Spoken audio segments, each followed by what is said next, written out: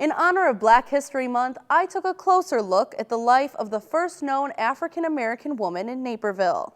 Who was the first African-American in Naperville? A simple question that sent Naper Settlement Museum curator Bryan Ogg on a journey through history that he's still on today. If you talk to any genealogist, it never stops. It's sort of an addiction. We will continue to search for Sybil. Sybil Dunbar was the name Ogg found in a letter at the beginning of his search. A random letter that was written during the Civil War, written from Tennessee by a Napervillian, and he wrote back home to Hannah Ditzler and said, I went to a Negro spiritual here in Tennessee and shook hands with a black woman, and then he said, the first time since Sybil Dunbar in Naperville. So we know that he had contact with her and that she was known among Napervillians. But who was Sybil, and where did she come from? To find that, Ogg dug deeper into his research and discovered that Dunbar was originally from Vermont and came to Chicago in the 1850s with the Peasly and Loomis families.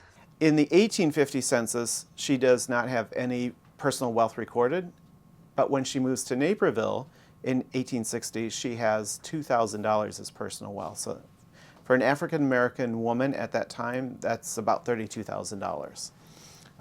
So was she working with these families? They were both mercantile families. Though there's no way to know, the fact that she was buried on the Peasly family lot in 1868 at the Naperville Cemetery makes it a probability. Her crumbling gravestone prompted the settlement to work with the Naperville Heritage Society to get a SECA grant and place a new headstone at her site, commemorating what we know about her time in Naperville.